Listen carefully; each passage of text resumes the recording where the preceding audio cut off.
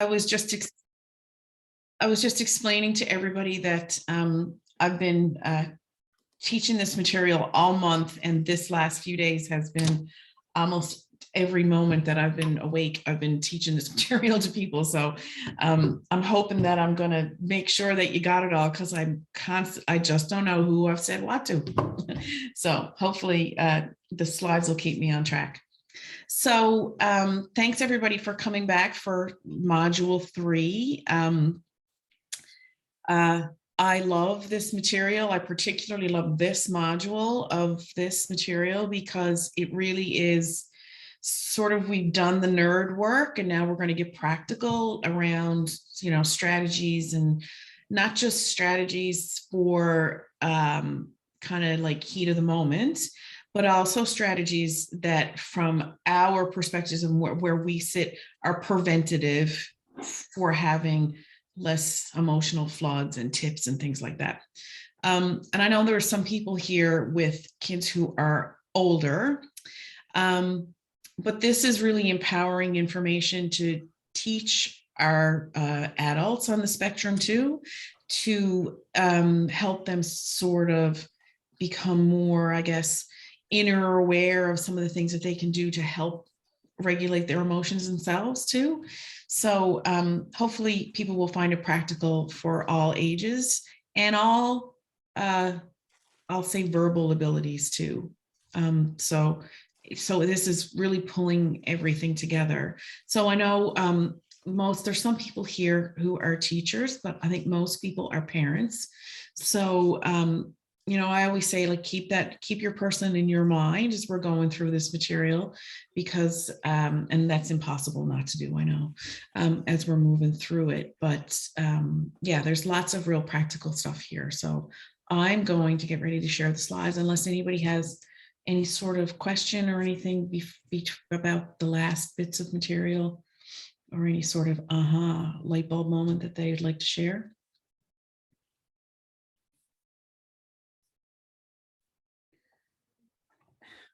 Whoops. Rachel, I think I just muted you by mistake if you were going to ask a question. I heard somebody taking a breath, and then I muted them. I don't know if that's you. Did you have a question, Rachel? Oh, sorry, no, I didn't. Okay. All right. You're lucky you didn't hear a whole bunch of stuff with the house going crazy tonight. But okay, yeah, no, that's all right. Sorry about that. That's okay. That's okay. You can just turn your mic off then. Okay. Okay, cool. All right, so here we go. Maybe somebody can give me a thumbs up and let me know how that looks. Oh, wait, no, sorry, wrong place. Now, here we are. So this is module 3, class 3. So today is really about trying to do the best that we can to explain the real science around co-regulation. I got better props tonight, so I can use my stuffed toys to be we got a dragon who's the grown-up and a tiger who's a kid. So got better props tonight to talk about co-regulation and what happens when we start being in spaces together. We're going to really break down the science of co-regulation, and we're going to really break down empathy and attunement and what is our part to play when we start to see dysregulation. And I'll tell you that this is useful information for anybody, no matter spectrum, no spectrum, neurodiversity or not. This information about co-regulation is a really, really useful tool for anybody, especially if you are you know, family members, you know, professionals like teachers or social workers, or anybody with your partners. Co-regulation is a fantastic part of the human experience that it's always powerful to learn more and more about it. So we're going to really break that down, and really about how we see each other. So and how important it is that we feel seen. One of the biggest parts of this that we really, really want people to take away is this idea that, for years and years, we believed this idea that if we paid attention to a behavior, it just got bigger. And you can't pay attention to that behavior because it's just going to make it bigger and bigger. It's not going to go away. You have to ignore a behavior for it to go away. And we're going to bust that myth wide open tonight, because truly the therapeutic value that we have in our day-to-day interactions with people is that they feel seen. So we're going to get into that as we move through today with the material. So as usual, open up your mics if you have a question, or you can type anything that you feel like you want to type here. I'm going to try to man all this myself tonight. I know that Blake is not here, so we have this, I got to kind of man it all myself, but we'll see if we can get through it. I'm sure we can. So let's just sort of recycle some of the material that we talked about in the last 2 weeks. We talked a lot about fight and flight. We're still going to talk about fight and flight and fawn tonight. We talked about polyvagal, like how your polyvagal nerve, your cranial nerve that starts at the base of your head, that goes, down your face and down in through your throat and all through your organs, the whole system of fight and flight. So a student of mine at the Merit Center said this, how do we take people from surviving to thriving? And we need to know that the literature and the clinical work that's being done with people who have trauma, we're going to talk a lot about trauma tonight too. We know now that there is this fantastic thing that can happen after trauma, which is called post-traumatic growth.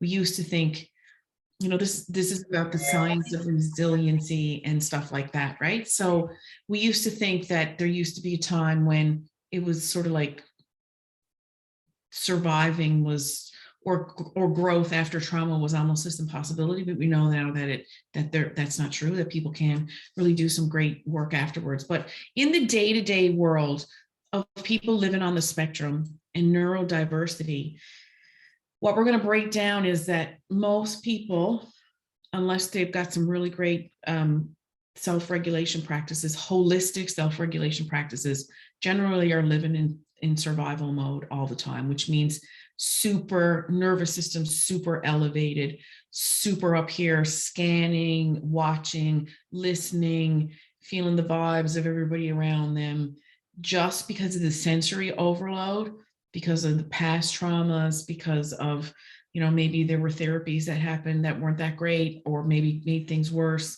We've got a lot of population of kids in schools who had, maybe they've been restrained, maybe they've been secluded, maybe they've been in seclusion rooms, all of those kinds of things. So, and that might sound to some people like, what? But it's happening every day in every school across North America. It still happens. So we were going to break this down about how do we get people out of survival mode, really. And we can do it if we know the neuroscience around it. So this is Dan Siegel. Again, tonight is going to be really full of people who we love in our work, with the hopes that you may go buy a new book or watch a new video on YouTube, or tune into a podcast, or take a course or whatever. And Dan Siegel, anybody who does any work with us, we should know that we love Dan Siegel. I've done a lot of training out of his institute. We just love the work that he does, mostly because he's so neuro-informed, but he's also super compassionate, really understands mindfulness and all that kind of stuff. He's just all around super dude. So we have been reframing since we started, and we're going to continue to reframe. And this is one of the bigger things that we talk about all the time. This idea that comes from the behavior mod world, which is extinguishing behaviors. So you see somebody, maybe they're throwing things or running, or I don't know, some things around the house that you don't like them to do anymore, whatever it is. And the behavior mod people would say, well, we're going to extinguish that behavior, which means we're not going to pay any attention to it.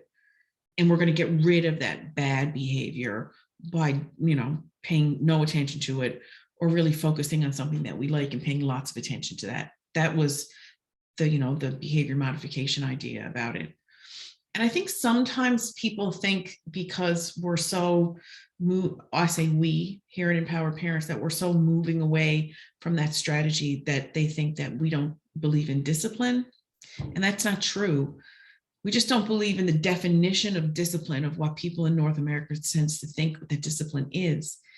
And the definition of discipline is that you see somebody that needs to be taught something and you assist with all your skills to get them to that point, that you're in it together. That's the actual true definition of discipline, is that we see somebody who doesn't know how to do something and we assist them and we teach them, because we're grown-ups and they're little. We have life experience, they have little life experience. So we talk to them about that. The North American definition, or that version of what discipline is totally been bastardized into punishments and rewards, right? We don't believe that punishment works because we know the research. We don't believe that around this some behavior modification stuff that can be extreme, that can border into places where it feels abusive to people who have disabilities. We do believe that. But we don't believe in no boundaries and free for all, and people can just do whatever they want whenever they want. If you're practicing discipline, we need to know that the definition of discipline isn't what we think it is right now in North America, which is rewards and punishment. So the thing is that we need to figure out what to add so that kids can learn the skills that they need to learn, so that when the next time this trigger happens in their life, that they probably can do it differently the next time.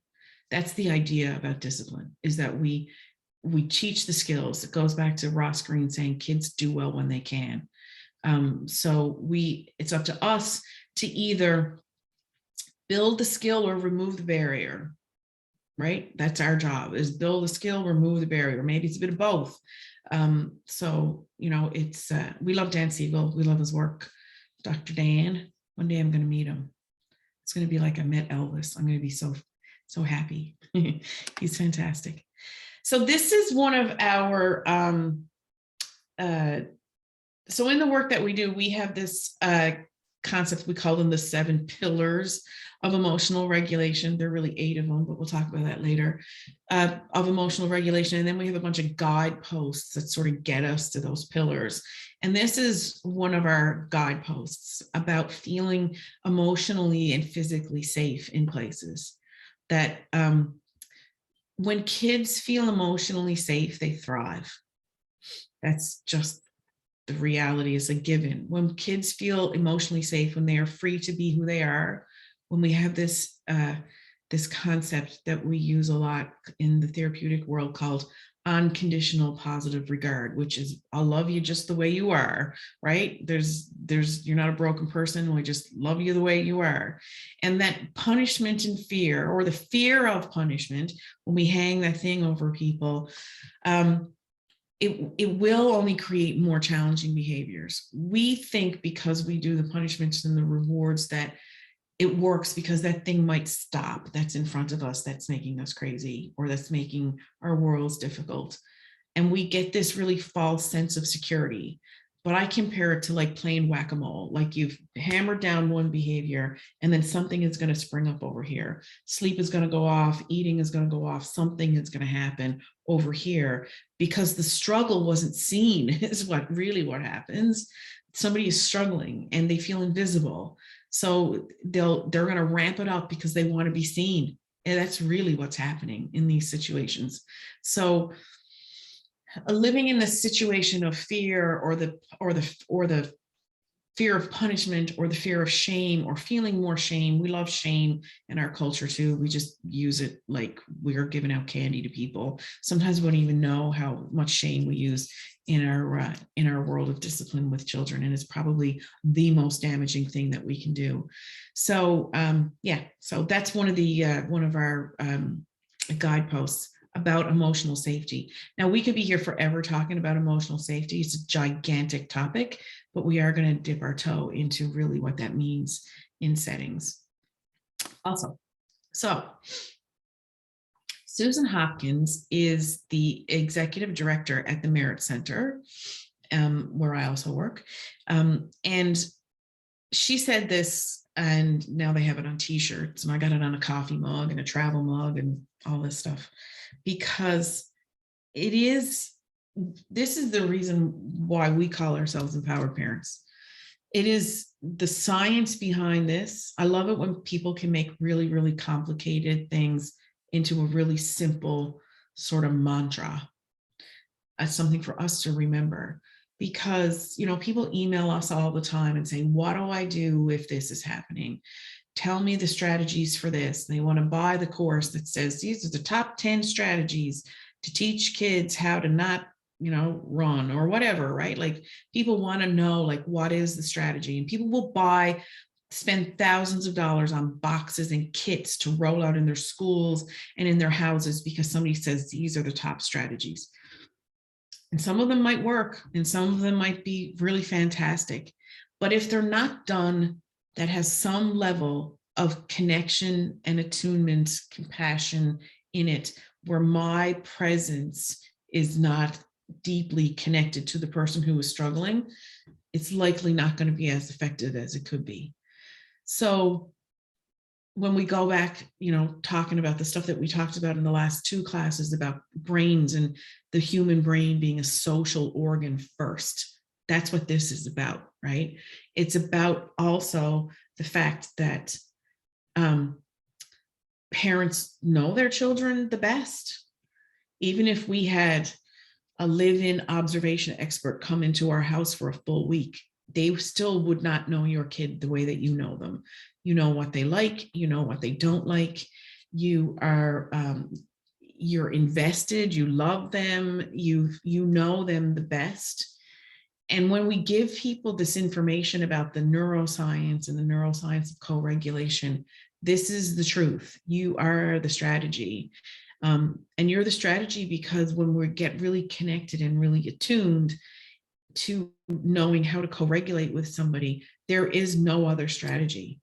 Every single strategy that we do with somebody who is either showing stress behaviors or misbehaviors, we've reframed that already, right?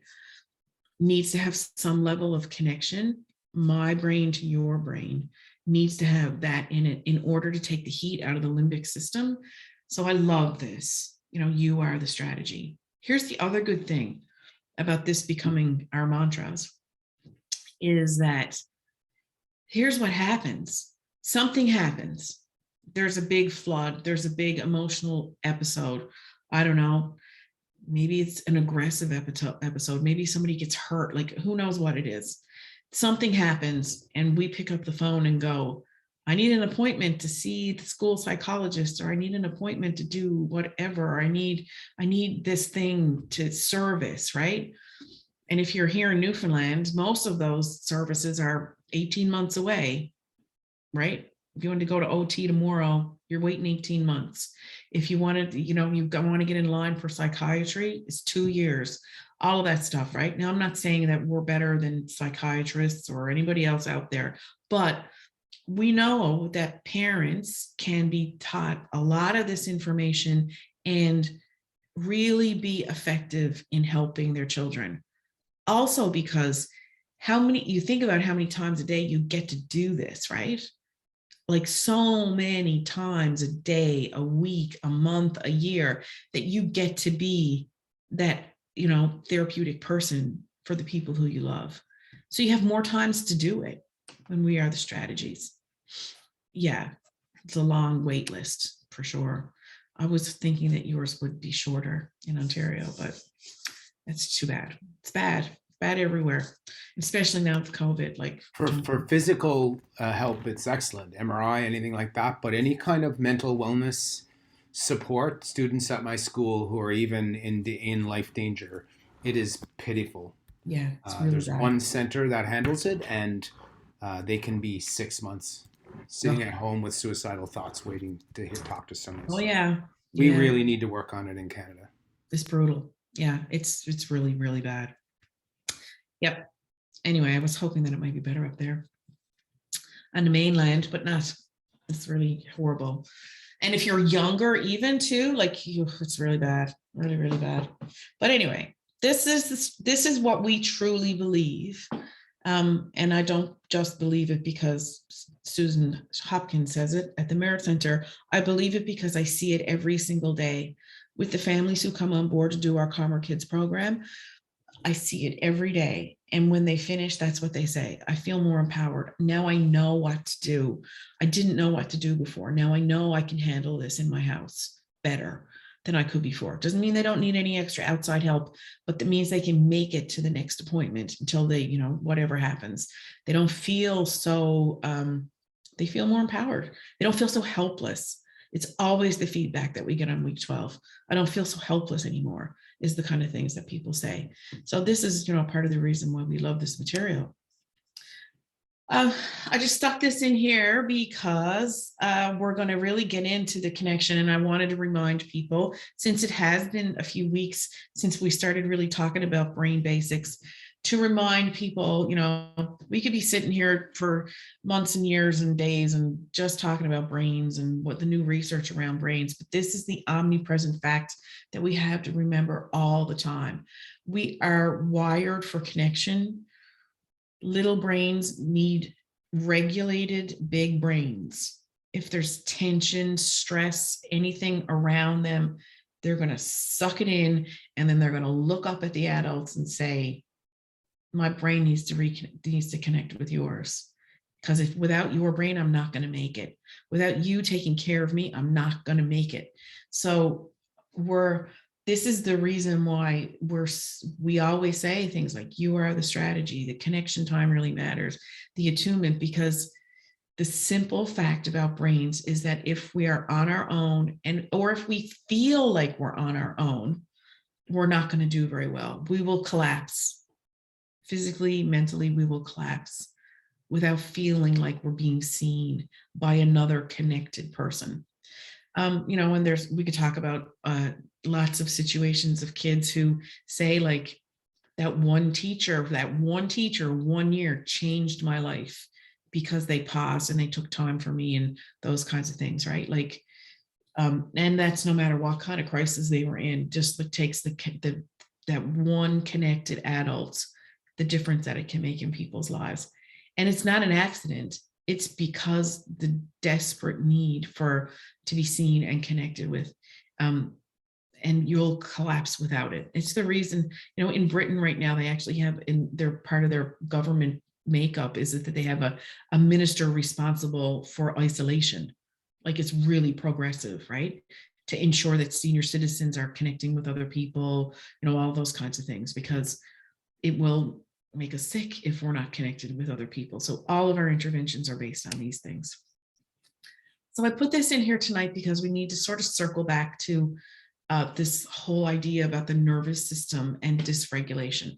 So we don't have, there's no test at the end here about the nervous system and all that kind of stuff, but I do want to just point out a couple of things here. We're not going to spend much time here, but so this is what we're going to talk about tonight. We're going to talk about neuroception as we get through some of this material, which is the sync up of two brains of humans and what we do.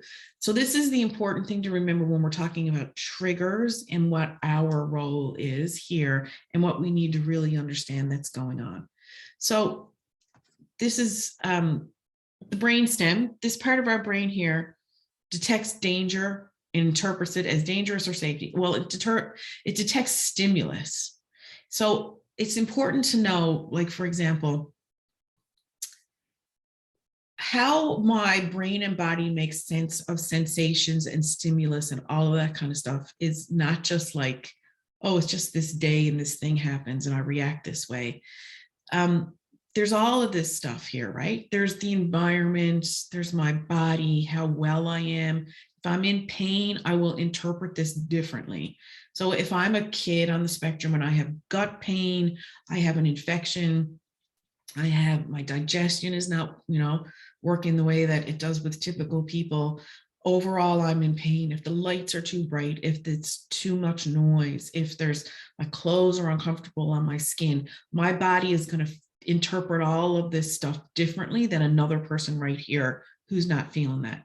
So like neurotypical kids walk through the doorway of school, not a problem. Our kids have a bit more issue with that because of a whole bunch of stuff. Plus their memories of this, right? My kid and her phobia of dogs. It only took one dog. That's it. We're done with dogs forever and ever. Amen. Because she had a run in with a dog when she was a little kid. So her memory around this, her mindset and her memory around those stimulations around dogs and animals and all that kind of stuff, when she sees one, her autonomic nervous system goes into play. It's not, she can't think her way out of the dog phobia. It's deeply entrenched in her neurology, her memory. Autistic kids lay down memories differently than typical kids do. Their amygdalas are different sizes. They're bigger. They're interpreting things differently, right? So we go swoosh up here into these different parts of our nervous system. So we can go into safe mode after I get this information. Let's just go back to my example of me and the toaster. I put the toast in the toaster. I hear the noise. It doesn't matter. I'm going to jump. I will jump at a toaster from now till the day I die. So just it's my nervous system. It's the noise, comes out of nowhere. But my brain, now I can, make my brain go, oh, that's just the toaster. So I stay in safe mode. I don't have to react to that because I'm using my prefrontal cortex to go, oh, that's just the toaster. My kid can't do that around dogs. She can't go, oh, that's just a dog. She's terrified, right? So she goes into sympathetic over here. She goes into fight and flight. She's running away, or she won't come out of the house, or she's running to get into the car because there's a possibility that there might be a dog. She is primed to go into fight and flight. And like I said last time, our kids are primed to go. Their amygdalas are ready to go, right? So they're primed to go. Then you get other kids who just the environment, the stimulation is so much, they go up here and then they freeze or they sleep. They have this experience where their nervous system says, this is just so dangerous. You don't even have time to run. Just pretend you're dead. Super dangerous place for our kids to be is in this shutdown, what we call a dorsal dive. This is depression too, right? Like if you see somebody, if you've ever had to be in a house with somebody who's in a depressive episode, which I can tell you is no fun, can't get out of bed, can't move, can't sleep, can't eat, only sleep. You're in a total dorsal dive. And some people can send themselves into a dorsal dive and depression episode just with your thoughts, right? Just ruminating, sticky thoughts, ruminating over and over again. It's a nervous system response. Anyway, another topic, another time. What we need to know is what are the behaviors that says I'm going into shutdown or fight and flight. And because these two places here are such an elevated like nervous system response, one of them is up and the other one's down, but it's a nervous system response. It's a blowout, in my opinion. Trauma Geek, who I adore, I love their work. It's another fantastic resource, says like, this is where we go next, co-regulation. People in these situations, if they feel alone, unattended to in these situations, that's trauma. When something happens to you and you feel alone, that's what happens.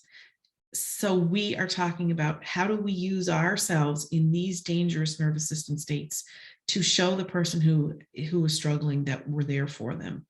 So this is beautiful what they say here.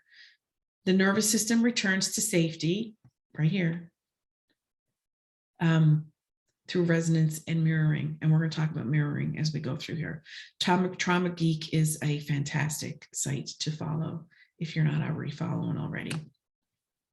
So again, this is Stuart Shanker saying when you see a child differently, you see a different child. We used this one already before, but what we're going to step into now is how we help people feel to be seen when they're struggling, which is connection, attunement, all that kind of stuff.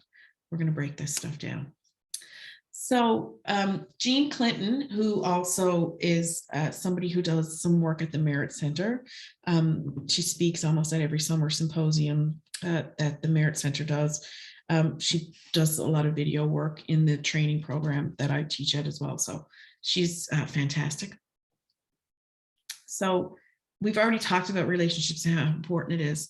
But if we're living with little kids, we need to know that the quality of our relationships is literally sculpting the architecture of your brain, which is pretty powerful, right?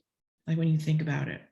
One of the last early childhood educators conferences that I spoke at, that was the theme of it was probably the last conference before lockdown. Actually, it was actually called Architects, like we're architects of the brain. So like we've probably all seen videos of kids in third world countries, developing countries, where, you know, they're in orphanages and somebody picks them up and feeds them and puts them back down in the crib, and they're all stimming and rocking, doing all they can to find stimulation. There, you know, there is a condition called failure to thrive. If we don't get connected feelings and biofeedback from people around us who we have relationships with, we're not going to make it, right? It's a big, gigantic thing to see what can go wrong when there is no connection. So I love her work. She's another fantastic person to seek out. You're looking for some resources.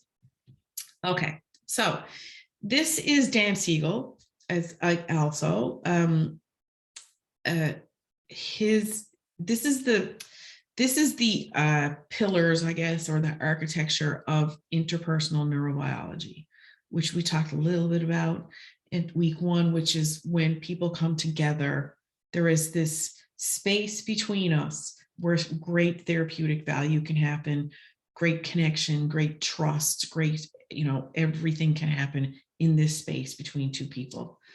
So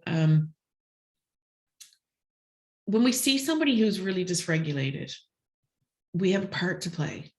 And this is the part. So I'm just going to break this down for everybody. We're not going to spend mountains of time going through this. When I did my training with Dan Siegel's outfit at the Mindsight Institute, we took each one of these things and really, really broke it down, like broke down the neuroscience of presence and the neuroscience of trust. So we're not going to get into that today.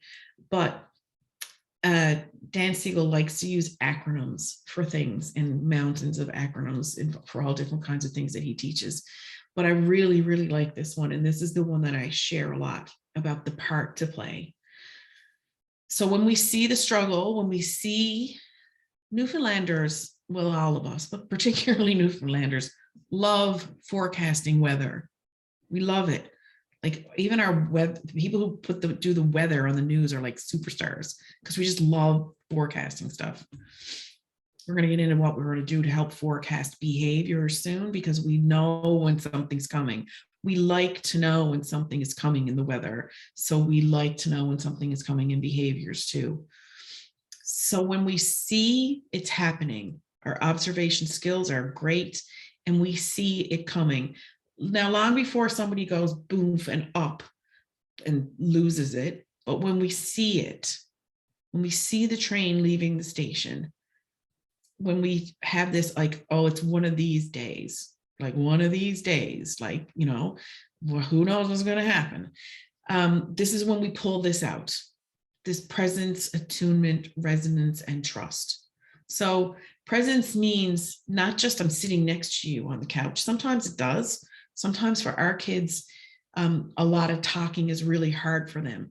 But it's not like you're over there not doing very well and I'm on my phone. It's not that. It's like, if I'm here with you. I'm with you. I'm in this little sacred space here to help, right? For my kids, sometimes that means I got to be really quiet. If I want to take the heat out of this situation, so this doesn't turn into an all-day event, sometimes I got to be really quiet. I have to say, where do you want me to be? Do you want me to be here with you? Do you want me on the couch? Do you want me in the chair? But I want you to know that I'm stopping what I'm doing and I am here with you. So we're present, and I mean fully present, not like, but I got to go over here and answer this email. I got to go, like we are stopping what we're doing and we're showing somebody that this matters to me. All that matters to me is right here, right now, with whatever's happening to you. And this attunement and resonance is like really, really, well, that's a good question. If they walk away, we're overwhelming them. We need to let them walk away. But the more that we practice this, the more that we practice this and say this and really say it, and we're going to talk about how to say these things properly to people so it's a bit more inviting for them to stay.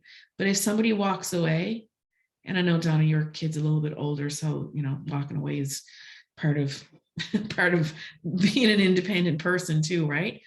But we want to cultivate these spaces where they don't want to walk away necessarily, especially if you really, really, really want to help. But we're going to get into that stuff. It's a really good question. So we're really kind of saying words like, and we're going to go into a list of my favorite phrases to say in this attunement and resonance and trust, to say things like, I want you to know that I know this is really hard for you.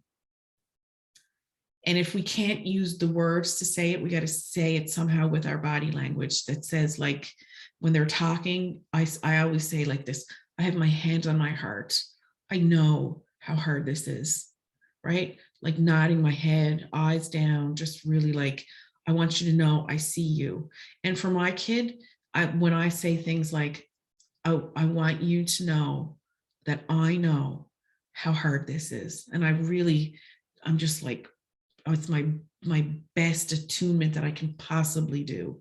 Really, really takes the heat out of the limbic system. And they need to trust that we know that we're doing our very best to be with them there at this time. And this can take a long time to come to people.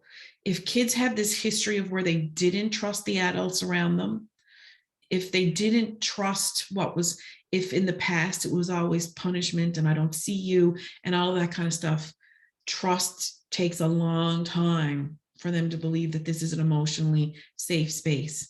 So trust is a really, really complicated thing. Somebody wrote this fantastic book. That's the title of it is Relationships Move at the Speed of Trust, right? Like really, when you think about it, if there's no trust in a situation, then what kind of relationship can we really have with another person, right? So anyway, I always tell this story when we get to this slide about my daughter and something that happened to us a long time ago, but it did happen to us and how it changed everything for us. So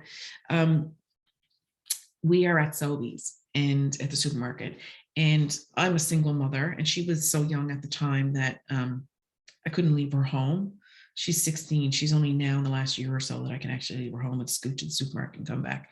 But in my world, if she didn't come with me, we didn't have groceries in the house because she didn't go to school that much.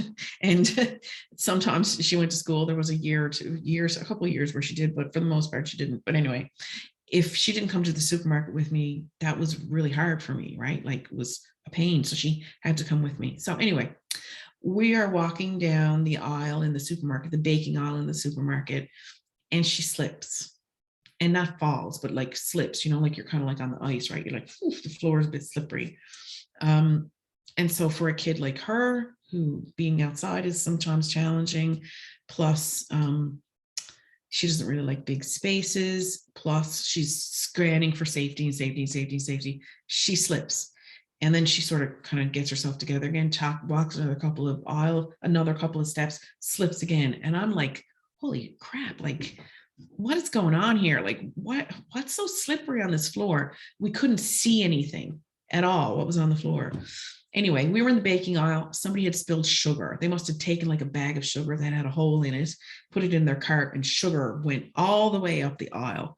So anyway, then I started to hear the crunching under our feet and figured out, oh, it's sugar. Let's walk over on the other side, get out of here.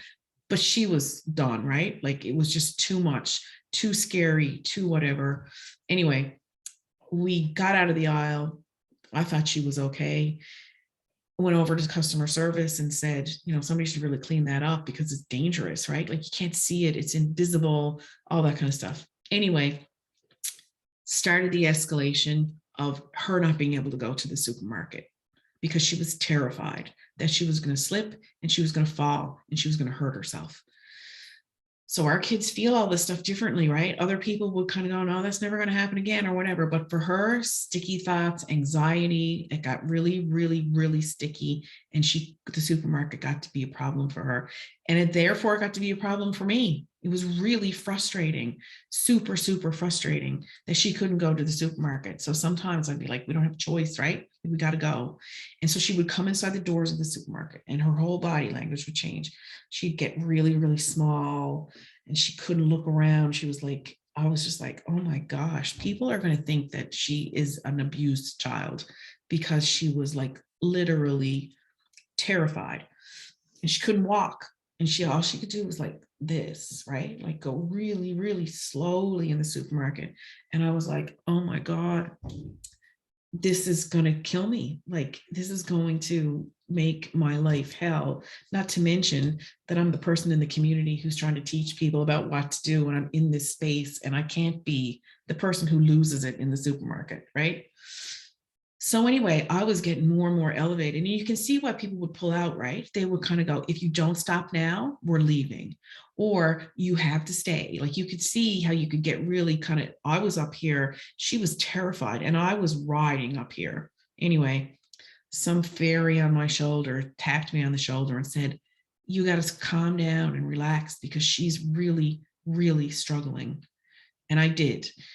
And I said to her, you have to really, really help me here. I want you to know that I know that this is really hard for you.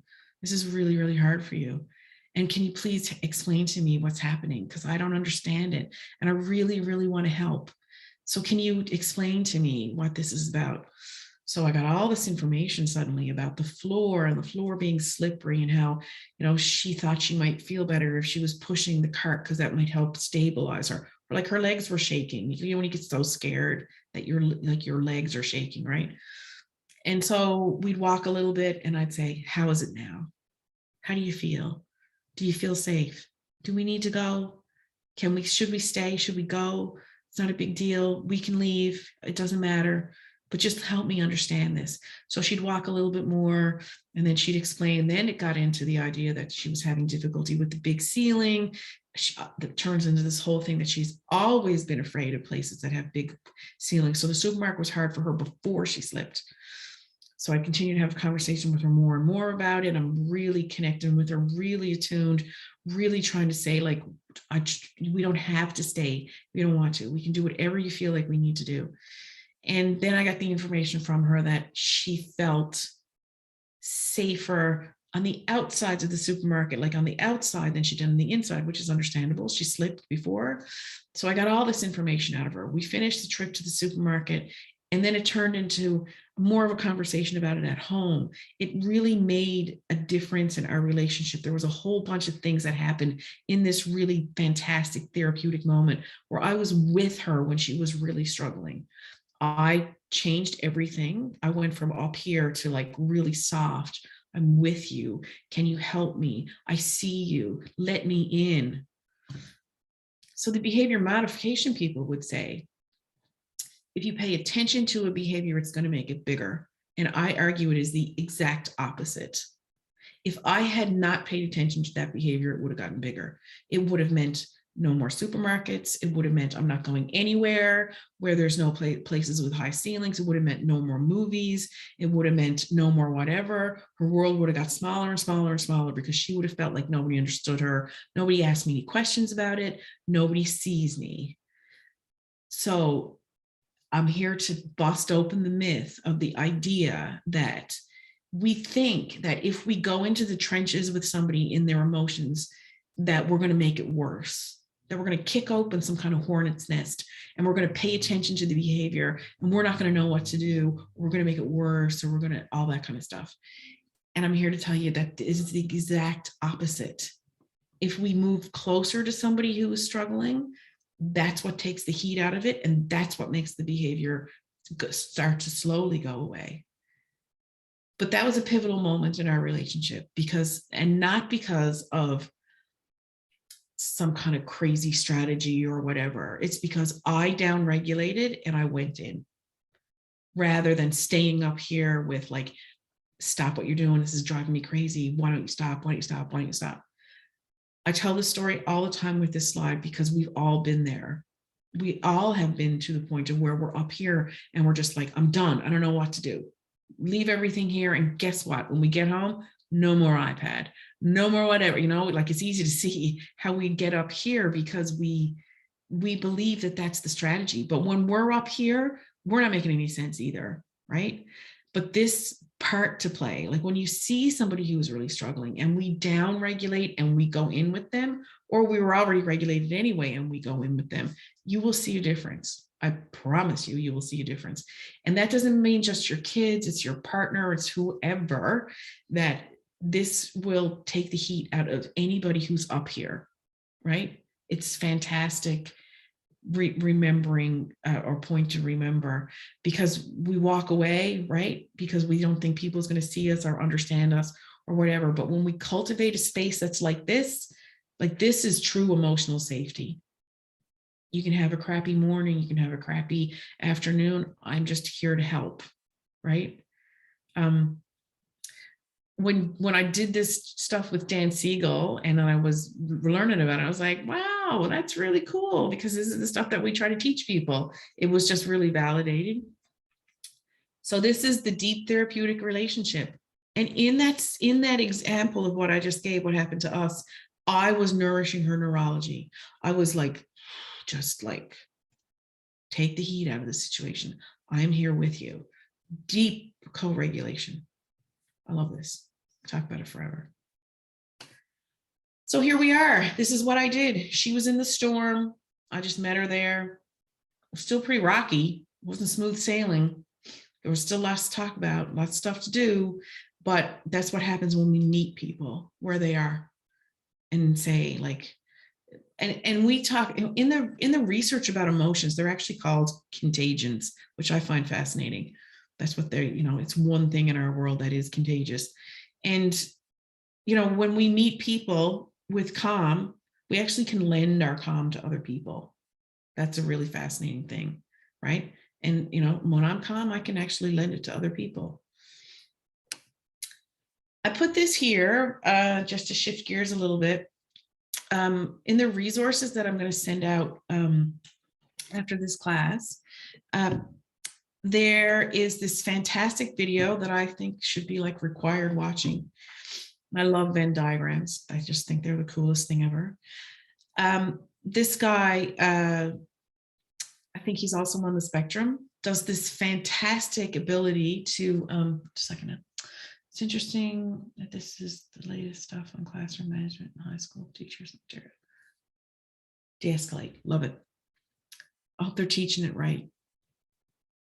Yeah, the de-escalation is it's hard work though, because we can only really de-escalate if we're in it, right? Like if we can't do it from an emotionally distant place. So it uses our energy. It's a real kind of sucker dry of our energy to actually be practicing de-escalation in a way that's connected, right? Like that part stuff. It's not easy to do if we're tired and hungry and all of that stuff, right? Like you got to be like kind of souped up to really do it very well, really well. Just a second now. In relationship. Yes, absolutely. You're right. Oh, good. That makes me happy that's the PD's stuff that you're getting. I love that. I mean, it makes sense when you understand the brain, right? You got to be in it with them. You got to be there. So it's it's not easy and it's exhausting. It's really tiring, especially if you got like 30 people in front of you and you're teaching all day long and all that kind of stuff, right? It's exhausting. It's really tiring. But it's funny, Lisa, it's not nearly as exhausting, and I'm sure I would have been better at this if I had this information as a parent. Not nearly exhausting as two temper tantrums. Yep. You and the other kid. Absolutely. Right? And what's more, we all know sitting here as parents, what's more exhausting than that blowout you have with your kid? You're wiped, right? Whereas if at least you can stay calm, and as you said, it's so hard to do. It's easy to say, hard to do. Yeah. But I have found it less exhausting as a teacher. I'm a very different teacher the last 10 years than I was the first 20 years. It's less exhausting because I know they don't mean it. They're 16 and they've gone here, right? Yeah. And my job is to stay down here Yeah. and be like, hey, come in the office. Let's talk about this. We don't need this. Doesn't need to be a conflict. It's really effective. Yeah. We say it's you're working smarter, not harder. Right? It's because we're smarter, because we're using the nervous system. We're using our nervous system in connection, right? Yeah, it's a really big deal. So I say to people, watch this video because it explains a lot about nervous system stuff and trauma and autism and where they meet. And I agree with the video and what it says. Just if we can cycle back to class 1 when we were talking about ableism and what it's like to be a neurodivergent person in a neurotypical world, and the double empathy problem, and do I feel seen, and do I have to mask, and all of that kind of stuff. Not knowing really who you are because you've been told, or I needed to mask, or the messages that you got was that you were a broken person, that just living that way is trauma. We haven't even started talking about the sensory bombardment yet, right? What's it feel like to be walking into spaces where everything hurts? Like everything hurts. I can't focus. I don't have access to my prefrontal cortex. Now I got an ADHD diagnosis. Now I have a learning disabilities diagnosis. Now I have OCD, right? All of those kinds of things. That walking through the North American world right now with an autism diagnosis means that the work that we're doing with people is trauma-informed work. Like we have to know right now in our culture, and we're hoping that this course and material like this is going to help us all be better allies for people who are living as a marginalized person in North America right now, and that some of the things that we've done in the past have been traumatizing to particular groups of people, and that there are certain things that as allies we'll stand up and say, oh, I don't believe that, or I'm going to do something different, those kinds of things. But I do think it's really important for people to really understand what it must be like to be a person of a particular age in North America with autism walking through this world. If you haven't felt seen or understood, or you've gotten some messages along the way that how you are is somehow broken, So that trauma stuff is really important. Great video to watch. So we already talked about this, so I'm not going to spend too much time here, but the trauma is what happens when you're not seen, basically. When people around you are not safe to be around, or the attunement is not there, or people are flat themselves, they don't understand you, they just want the behavior to stop. That's when the trauma can happen. And I do feel like there's a lot of people on the spectrum who will be able to say that was what their childhood was. And sometimes this happened because parents and teachers and everybody were given the messages that, like this one little kid, my gosh, the ISSP meetings are so hard. The teacher's like, this is her cross to die on. He's going to wave hello and goodbye every single day, and he's going to make eye contact with me. That's her cross to die on. He can't do it, right? Like he's really dysregulated and he's on the spectrum. Eye contact's really hard. He's 5. It's 3 years into a global pandemic, right? Forcing eye contact is traumatizing to him today. That should not be our thing that we're worried about, right? I really wanted to talk about this because, again, circling back into this whole idea about, part of the reason why we offer this course in the month of April is because we're trying to help people see that there's a better way forward in helping with behaviors. And also that we're going to talk at the end about, what are the things that you as an individual can say, like as an ally, this is my thing that I'm going to call out when I see it, or this is not in alignment with how I feel about this anymore. So I can't, participate in this anymore. But anyway, when I was not too long ago, it was last summer, actually, there was a group of pretty seasoned teachers from one of the Catholic school boards in Ontario were registered in the in the course that I was teaching at the Merit Center. And one of them started talking about planned ignoring in her school, and how she was sort of reckoning with the fact that it didn't sit well with her anymore because of the stuff that we were teaching her. And I thought to myself, wow, I find planned ignoring is happening at my kids, to your kid at school. Okay. So here's what I'm going to say. As a person who considers themselves to be an ally of the neurodiversity population, this is one of my crosses to die on, so that people understand that this is probably the cruelest thing that we could be doing to anybody. Like, if you were in a relationship with a spouse and you gave them the silent treatment and you were in marriage counseling, the marriage counselor would go, that's the worst thing you could ever do to anybody, is pretend they're not there and ignore them. Because the human species is dependent on connection with other people for their existence, for their mental health, for their health. So if I was in an ISSP meeting and they said, okay, today we're going to do planned ignoring, I'd be like, not on my watch. There's no evidence to suggest that this is going to do anything. So we get a person who's really elevated, they stick this sign in the window and they sort of say, we got it. This is what we're doing today. No matter what you hear from coming out of this room, don't give this student any attention of any kind. So the human experience is I'm distressed, I'm going to make more noise, I'm going to do more things to get your attention, to help me with how terrible I'm feeling. And our response is to go, nope, I'm not going to pay any attention to you. This is extinguishing behaviors at the extreme end of what I classify from a human existence perspective, from what we know, what the human brain does and is. This is categorized in my world as cruel. It's really, really difficult to get people to believe this. Oh no.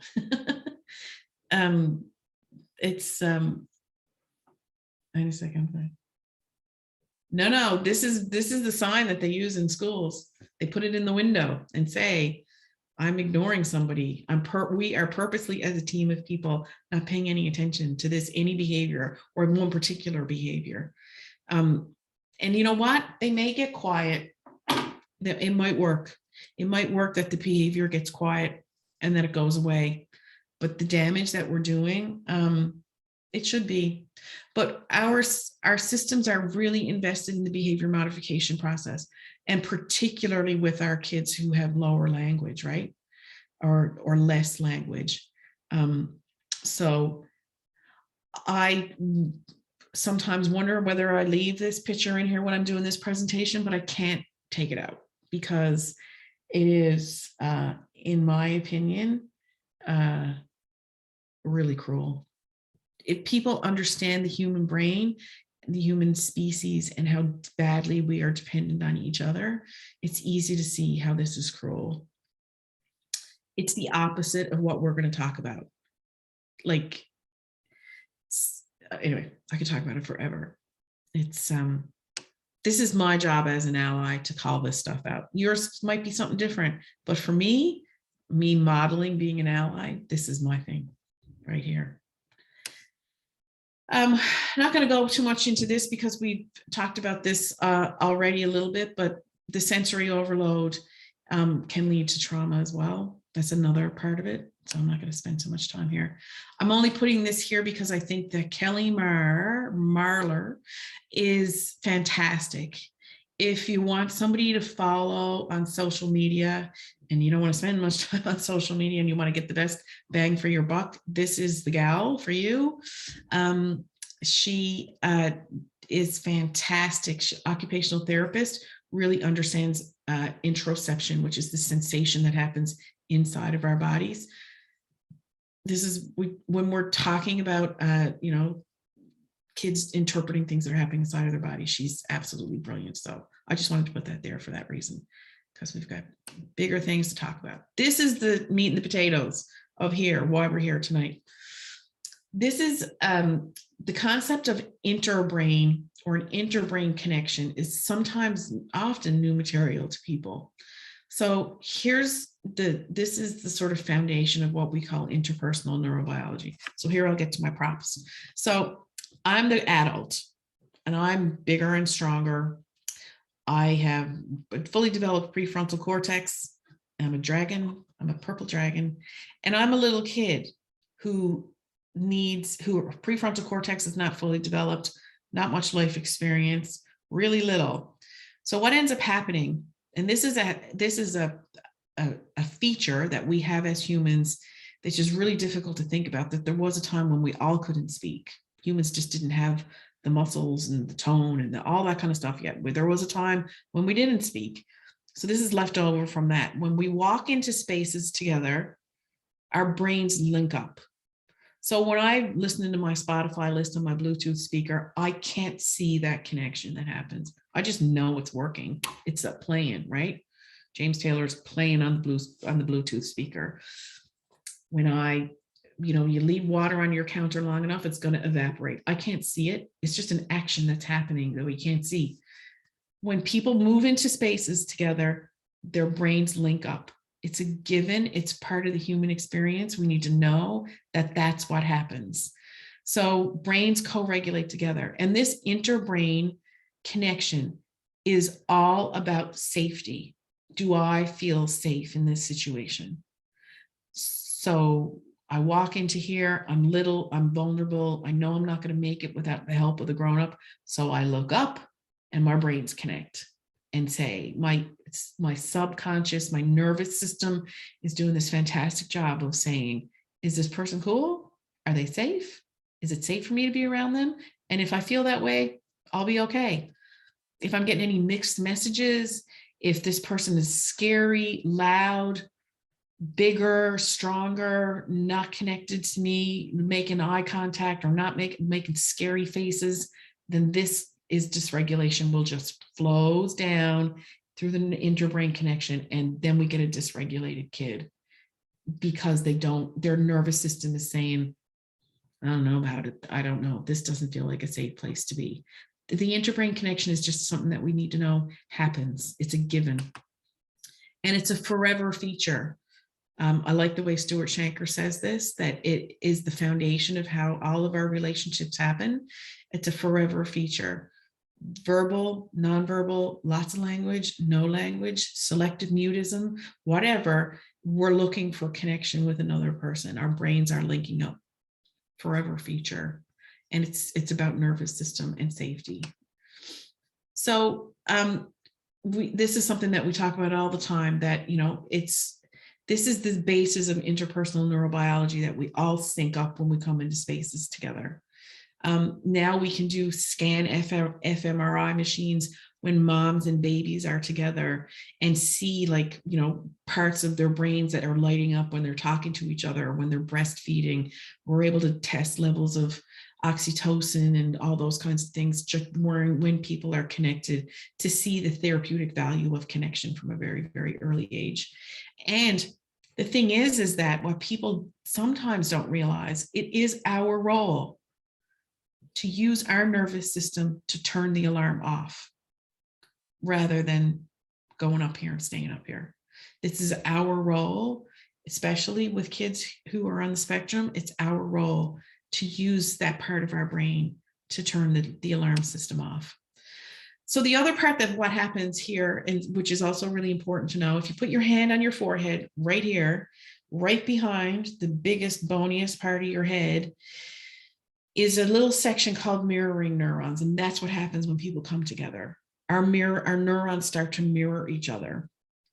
So even if I am Academy Award winning actress and I'm pretending that I'm okay, and Sally Sue walks into my space and Sally Sue goes, something's not right here, because the nervous system picks it up.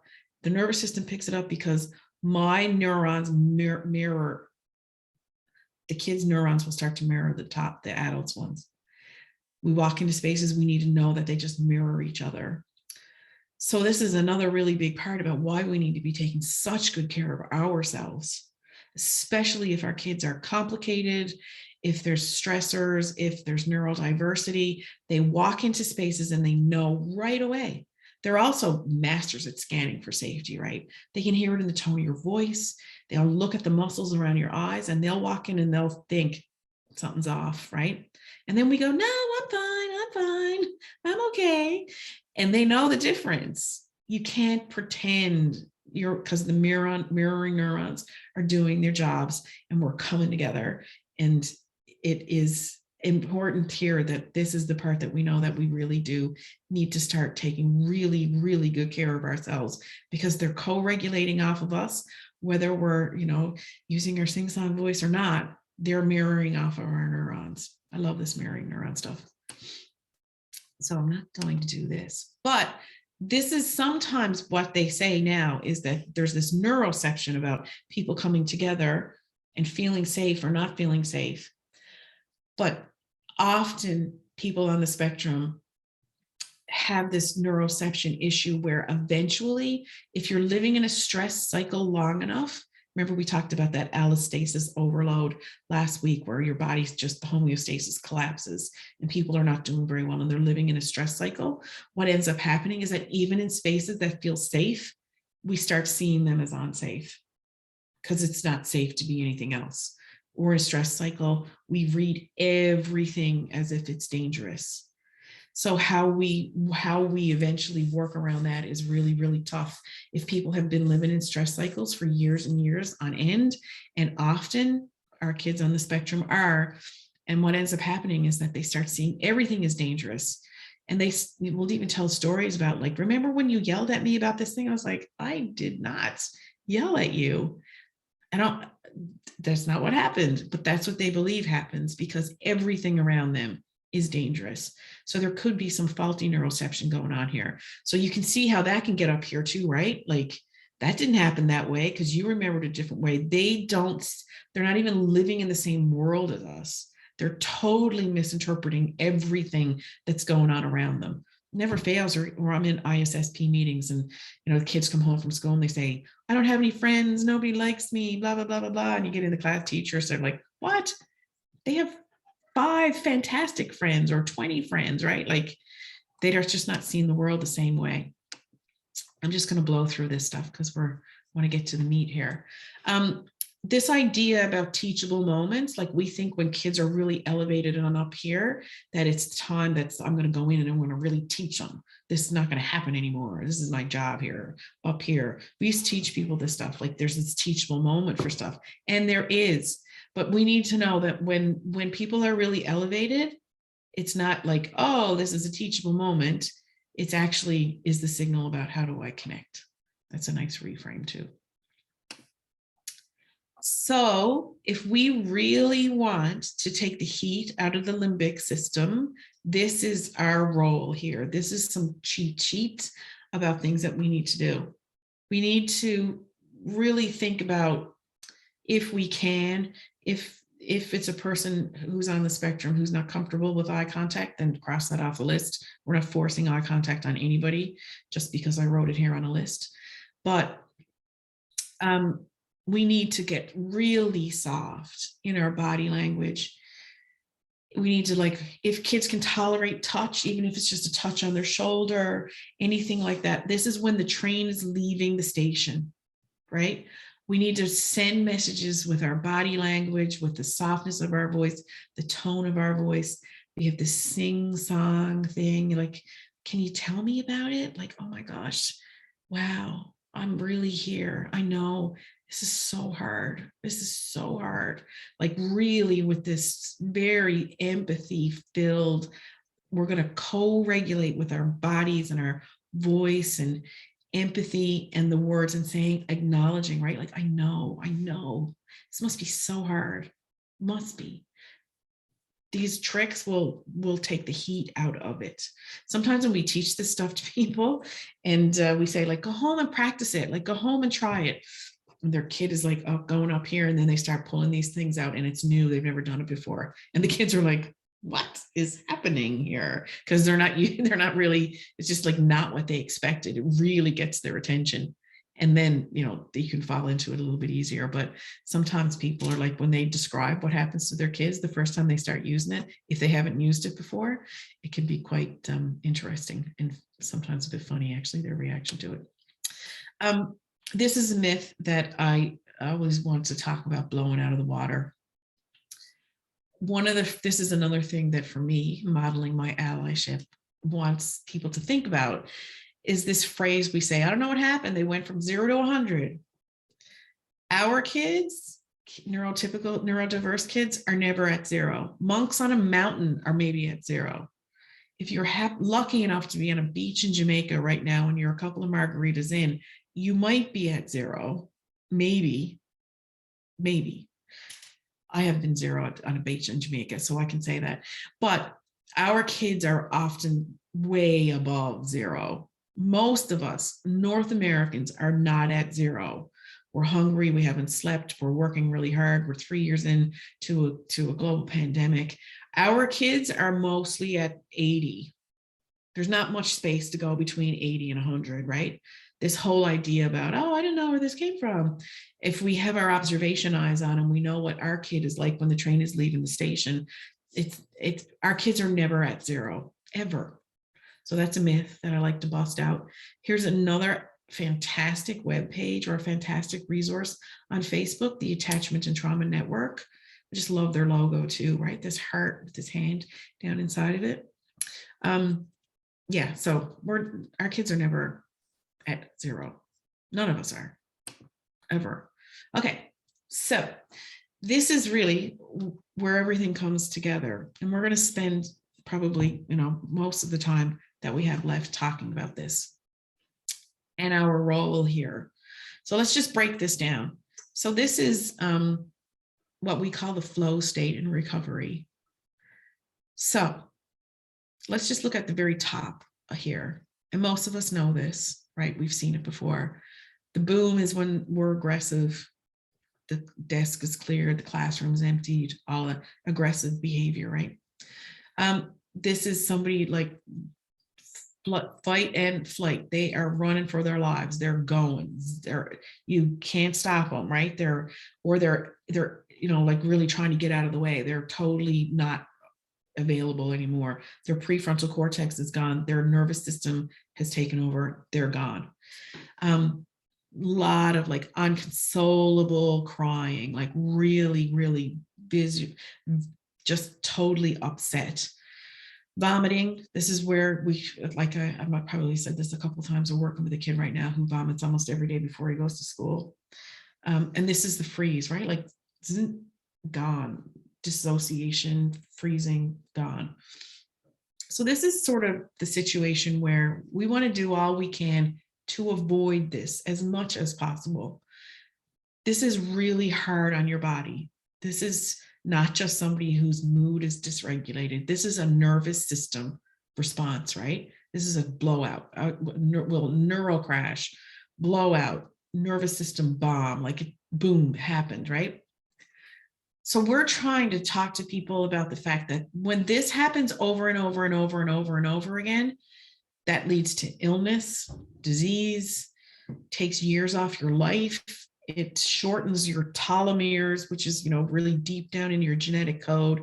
The longer your telomeres are, the longer you live. The shorter your telomeres are, the shorter you live. This is toxic stress. This is when we're living in toxic stress. We're just riding this cycle. We're getting elevated, triggered, boom.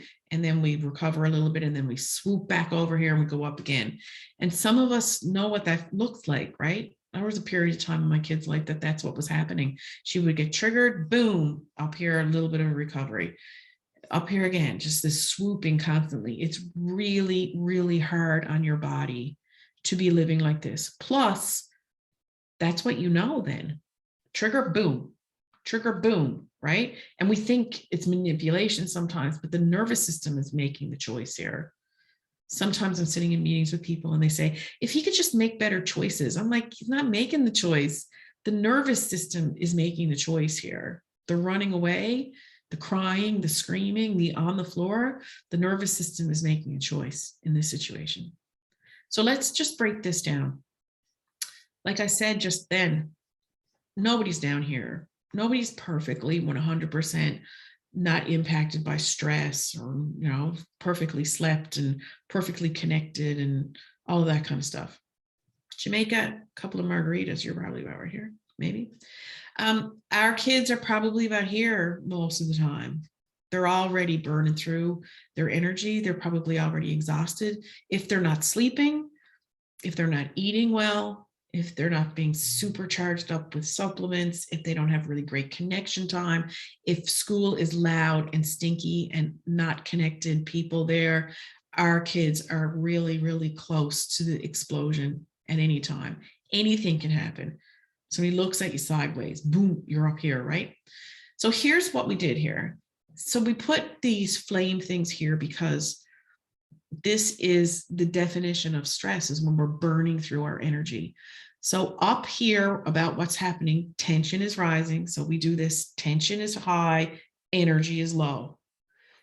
We're burning through our energy because the stress is building, tension is rising in our body, and then we're just burning through our energy like rah, rah, rah. It's just burning through it. We got nothing left in the tank.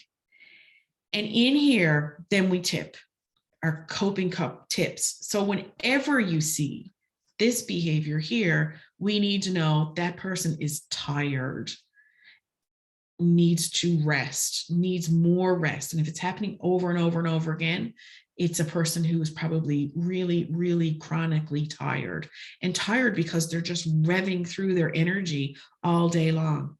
So what we talk about here is this is co-regulation. This is where co-regulation is the moneymaker in this part right here. But only if we really know our kids that we're helping, only if we really know what are the behaviors for this kid in this zone. So true true self-regulation is, I'm right here. And what am I going to do to sort of make my nervous system feel better? But problem is with our kids is that they don't even know what it feels like to be calm. Most of us don't know what it feels like to be calm, unless you got like a serious yoga practice and you're a meditator and blah, blah, blah, blah, blah, or you're doing some really great mindfulness practices or something like that. The majority of us don't really know, like, oh, this is what calm feels like. Like we don't really know because we're too revved up and busy and, watching the news and horrible shit, all that stuff, right?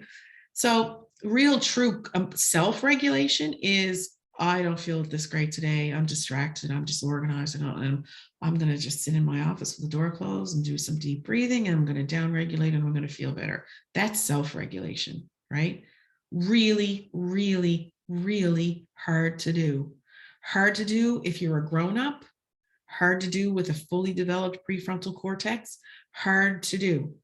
So the words of emotional regulation and self-regulation is getting to be, like, I read it in every kid's report cards now, needs to learn to self-regulate. I was like, yeah, welcome to the human race. We all need to. And in this part right here, we say kids need thousands of episodes of co-regulation before they can self-regulate.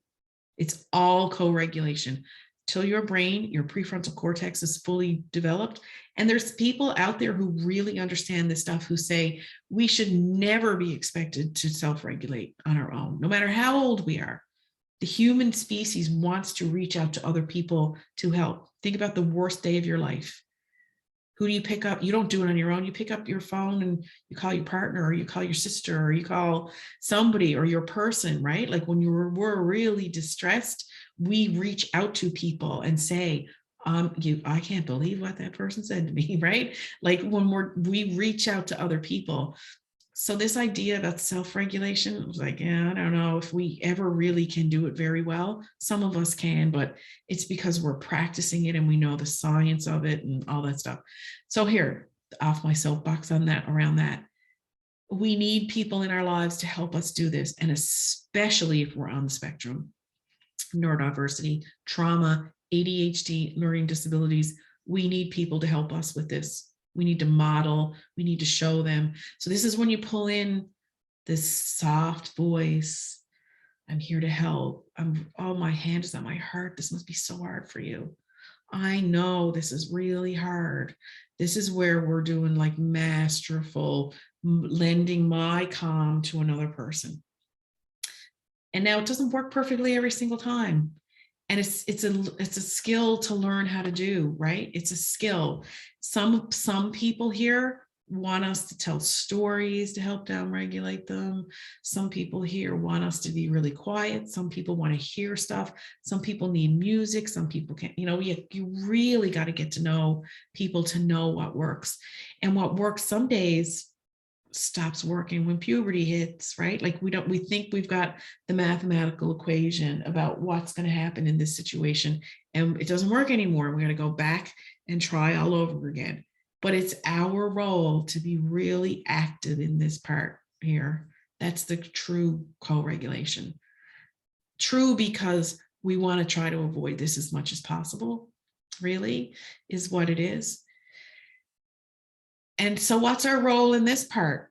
It's really hard, right? Like we're watching somebody who's really struggling, and sometimes it's just being in the room with them, right? Sometimes it's just being there and saying, yeah, I not saying anything, really, really sort of like whenever it's over, we're just there with them. Never fails. We get this message all the time. This thing happened at school, and my kid felt like they were cornered, and there was 5 adults around her, and she had nowhere to go. Made it worse, right? It's really important in this situation that we do what we can to not make it worse. That they feel safe and seen, and that you're with them, and that we don't go into punishment mode up here. This is the problem with the mirroring neurons, right? They're rising, they're rising, they're rising. And how do we not rise with them so that we're not up here? This is 2 people flooded up here. If this, I could draw a picture of me, stick person. This is yelling. This is 2 people in fight and flight, triggered, all of that kind of stuff, right? So it's Hercules. Like if co-regulation was an Olympic sport, it should be an Olympic sport, especially right now in this times of stressors all around us. But sometimes in here, we're just in the space with them, waiting for the storm to end. And it does end. They always end, right? They always start to have an ending. And then we have this really, really slow recovery that happens here. Neurologically, experts say this is 20 minutes. But that's if you're a grown up, your brain's fully developed, maybe you don't have trauma, maybe you're in a safe space, like maybe you're not still in the loud, stinky school, and you get to go home at the end of the day and you get to, kick off and do whatever. My kid, when she was really little, this was 2 days. Sometimes everything would tip her back again. And if she wasn't fully recovered, and then swoop, she'd go back over here again. And it would happen. Sometimes it would take a long, long time, especially when she was really little. It would take a really, really long time. The important part about the recovery is that we often just don't allow people to have it. Like, let's just imagine that this happened to you on your way to music class, let's just say, or a birthday party. You're leaving the house, it's all too overwhelming, and this happens to you. Then it's just like, oh, well, TikTok, you got to go do the next thing. We don't wrap people in blankets and say, get on the couch and come up when you feel better when this happens. If they fell at the playground, we'd all swoop in and go, oh, what do you need? Are you okay? But when kids have emotional stuff, that's not what we do.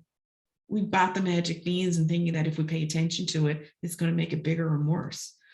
But if somebody fell off the slide at the park, we all know what to do.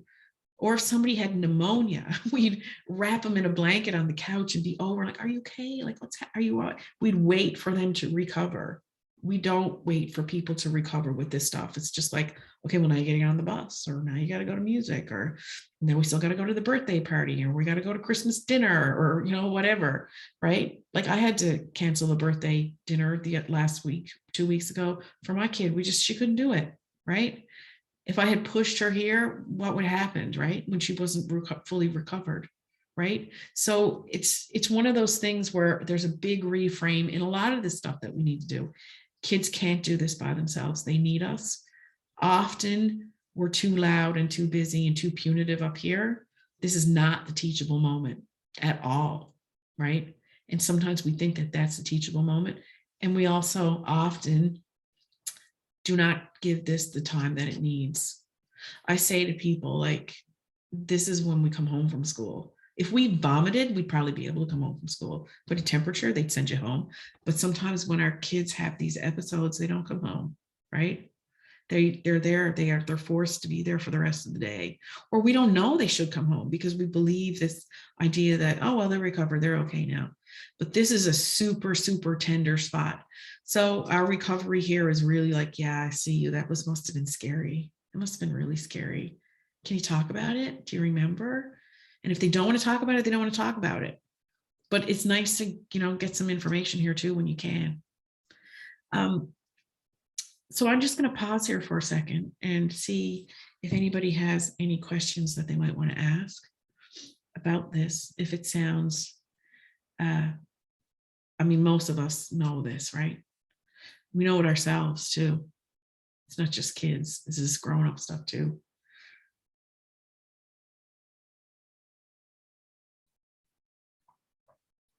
This is also Stuart Shanker stuff.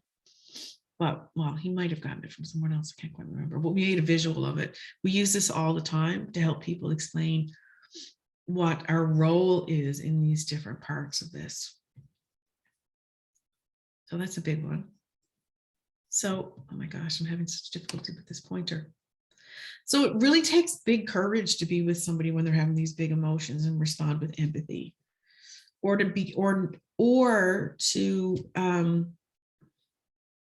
not respond, or to stay regulated, or to do something different than what our culture tells us to do. It's a really compassionate space that we have to come from if we're going to do this masterful co-regulation.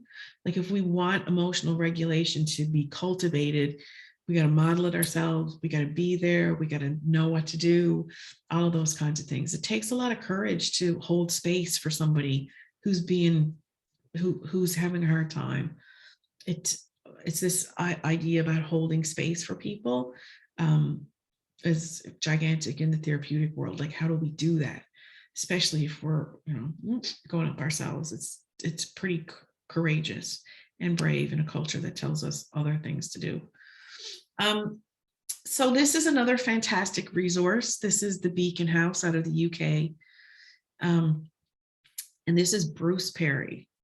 He's a champion of child development, emotional regulation. And his work does the triangle in a little bit of a different way than what we do, but it's all a lot of the same stuff. So this is really the kind of science of co-regulation in lots of ways. I love how they drew this picture here. Do you see this? This is the grown-up down on their knees, down below the child. Kid can look down. It's a trick in the co-regulation world. We don't want to be up over them. We want to be down lower. So we're going to talk now in the last little bit that we have here about what are the things we say and do in these 3 R's, in the regulate, or yes, the regulate and the relate. Like, they're pretty close, they're relating. And then the reasoning comes afterwards, after the recovery, after everything. We used to be told years ago, if we don't deal with this issue today, right now, after this thing happens, we lose time, or we lose access to it, and we can't, discipline or pay attention. Like, the kids won't, we only got this finite amount of time, and that's not true. You can wait a day and then kind of come back and say, let's talk about this, or, those kinds of things, right? So there's lots of things that we can do in those situations. But let's just take a look at each one of these things. And I know when I flick this up, people are going to go, whoa, there's a lot of words on there.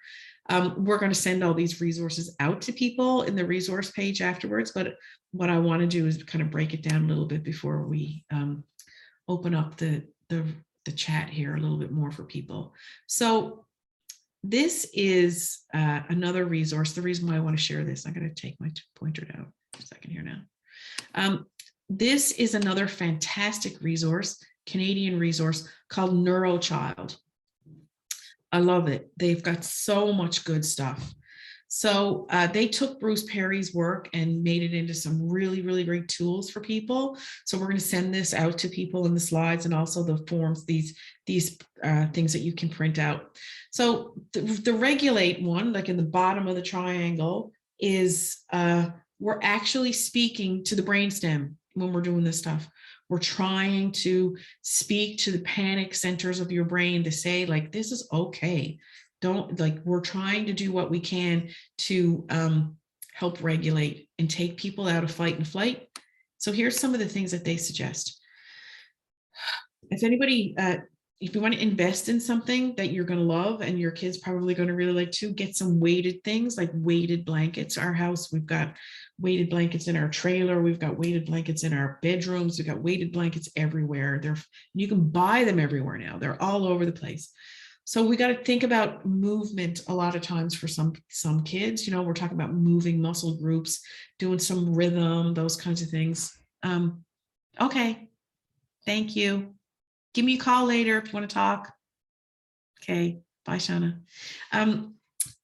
So these are the words too that we need to say. Sometimes we need to think about things like, because kids think they're in trouble a lot, right? Like even to say like, you're not in trouble. It's okay. It's fine. You're safe. Nothing more powerful than to say to somebody, it's safe here. This is a safe space. It's a safe space for you to be who you are. Those kinds of things. A lot of listening in this place, you know, this kind of thing. That's the whole idea about not standing over people is in here. This whole idea about really reflective listening, like authentic empathy in this regulating place. Like truly trying to understand the experience of the child. Like me in the supermarket with the sugar on the floor, I was really trying to regulate and understand what was happening while the sugar was on the floor. So, you know, I love this and the way they break it down because it's adding this neuro knowledge stuff that we love so much. So we're not going to stay here forever. I just want to know, I wanted to let you know that this is coming. So we got to try this stuff on for size. Like, what I say to my kid might not be the words that you want to use with yours, but there's lots of great activities here and things to try, lots of tools in this NeuroChild resources. So here's some of the language that we love to hear in this phrase. I can see how hard this is for you. It's golden, golden. It works so much. I just love it. I care about how you feel. Isn't that beautiful? Like imagine if you were dysregulated and somebody said that to you, right? I really care about how you feel. And really meant it. It's okay if you're angry. I love that. Even if you feel terrible, I still love you. I'm here for you. I will stay with you. I will stay with you so much. I will stay with you. I will do everything. I will cancel my day. I will stay with you.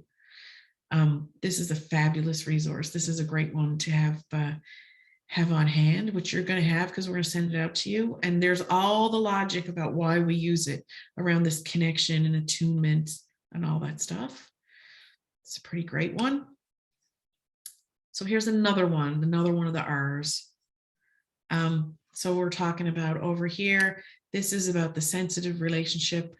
This works no matter what age, no matter, you know, you want to get into this abilities like low functioning, high functioning, whatever you're in or whatever language you want to use. This is great stuff for everybody to use, you know, like really connected. We say like this sacred space. We're creating these spaces that feel really, really safe for people. You know, genuinely connecting with people. What's happening here is, if we want to break it down into the real neuroscience about what's happening, when a person is really, really elevated and they're up here, if we took a swab of what was going on and put it under a microscope, their cortisol and adrenaline would be rising really, really high. And the one tool that we have access to all the time is the antidote to that. And that chemical is oxytocin. It's the love drug, right? It's the love hormone. So when we're really connected and really attuned with a person, what we're doing is naturally just dumping as much oxytocin on that as we can. So that's what the hug is doing. We can't see it. We just need to believe it and know that it's there. We've got cortisol, adrenaline rising. So we want this to come down. Our connection time, our presence, and our attunement is doing, it's like for putting out the fire. It's flame retardant. Oxytocin is like flame retardant to the nervous system. It will calm things down, helps release oxytocin, muscles relax, come back online. It's fantastic. Really see each other, play, have fun, right? All that stuff. Speaks to the limbic part of your brain. Love it. The reasoning part happens afterwards, after the recovery, after all of that stuff happens and we're fully recovered, is when we can, if it's possible, have conversations about what are we going to do the next time. What do you think? Let me really help me understand what happened. What can we do the next time? With little kids, use toys and tell stories and puppet theater, like drawing. This is the reason why we love art therapy and we love music therapy and we love dance therapy, because there's abilities to like use really kind of interesting, age appropriate, developmentally level appropriate stuff to help us reason and work with this prefrontal cortex part of our brain so that we're learning more. But you don't have access to this part of your brain if everybody's up here. You just don't. You can't do any of that reasoning at that time. So these are fantastic resources, and not one solution is not going to work for everybody. So I love these. I love them. They're fantastic. And I would find these guys online if you want to have a really sweet page to follow. They do lots of really, really great stuff. So this is part of the last slides that we want to talk about, and we pulled out some Stuart Shanker here. Stuart is actually speaking at the 40th anniversary of the local Autism Society conference this year. Humongous coup, like it's fantastic that Stuart is going to be part of the day here. So if anybody wants to get to ask Stuart a question yourself, he's on the agenda for the 40th anniversary here. And I think people can join from wherever if you want to learn from an expert. All of this stuff is about energy. So in our culture, we can't be afraid to rest and restore. Sometimes we have this idea that if we push and we get through this and we'll get on the other side and we'll have a new normal and it'll all be over, when really in reality, energy and tension doesn't work that way. We absolutely need to, when our kids are struggling, is trying to find ways that they can rest and restore so that they can get up and try it all over again and learn new things. And you can't learn new things from a place of exhaustion. And our neurodiverse kids are usually very, very exhausted. So downtime, how we can plan downtime, have it as part of your self-care, part of the care that they need for themselves to understand themselves and what they need, is a really, really, really important part of this. I put this here because I was doing this presentation with a group of inclusion consultants for the provincial government here this week. This is another graphic that comes from the Merit Center. And most of the things that we talked about in the last, weeks together or sessions together, a lot of it is in here. I love this, like the behaviorist communication stuff is here. The iceberg, right, that we showed last week is there. The self-regulation is in here, relationships, the power of yet, we talked about that. The unconditional positive regard is there. There's lots of things here because we would just want to circle back to some of the first concepts that we talked about, like, the neurodiversity movement and, what's inclusion and what's assimilation. We talked about that too, right? So this is a great one. We're not going to go over all these, but I just want to let you know that we sort of cover a lot of these things. So as we finish up here together, this is something that I always circle back to. No, it seems ridiculous that we're asking people to dismantle ableism, but imagine if we could. and people really got to be who they want to be. But it's not going to happen on its own. We need to be, we're allies for lots of different people in our lives around their sexuality or their gender. There's been movements who've been faster to get to this stuff than we are, but this is the new language that we need to follow, that we need to be part of, which is the disability rights movement and the neurodiversity movement. And, I just recently, in the last few slides, said the things that I will, know that I am going to be an ally about. There's 2 or 3 big things that are for me. And I do it just because I know the science and I understand the science, but I'm also doing it because I got a kid who's going to have to go through this world living on the spectrum, and all that I can do to be an ally for what her future is going to look like is part of what I got to do. So I just ask people to think about it, right? Like, what are going to be the things that are going to be your stuff that when people say it, you'd be like, that's not really, that's not what I understand. Here's a really good resource. You should go read about this, like just asking people to think about allyship. This is the very last thing I'm going to show you. We put this together during COVID because we made it a little bit more COVID friendly, but the power of home, this is the reason why we do what we do, because we want to empower parents to know that with just some of this information, we can be really, really powerful agents of change for our kids and for our families. And so we broke it down like Dan Siegel does in this acronym. And so we, sorry, able is so like biased. Yeah, it is. It's entrenched in our systems, Ableism is everywhere. It's really one of those things, once you have your eyes on, you're just like, wow, ableism much, like it's just everywhere. But anyway, it's becoming a thing where you just, once you turn your eyes on, it's hard to turn it off. It's so entrenched in our systems.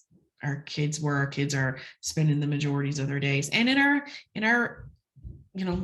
we've lived in that idea about what's typical and what's normal and what services need to be and what's the goal and all that kind of stuff. Like, so it's not just the systems, but our belief systems are really, really held in ableism. A lot of it, an awful lot.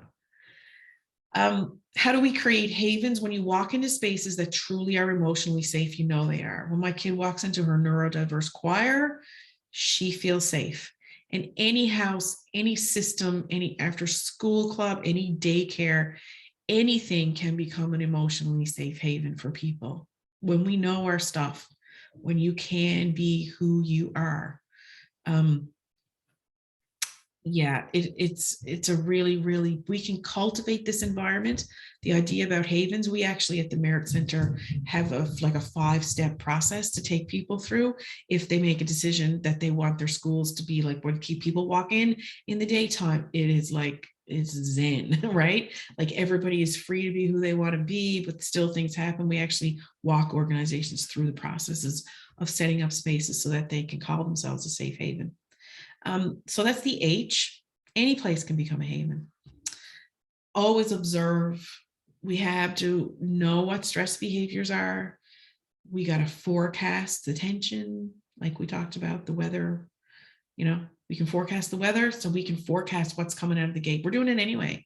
We know those days you put your feet on the floor, you're like, oh my God, this is going to be such a day, right? We're already forecasting anyway.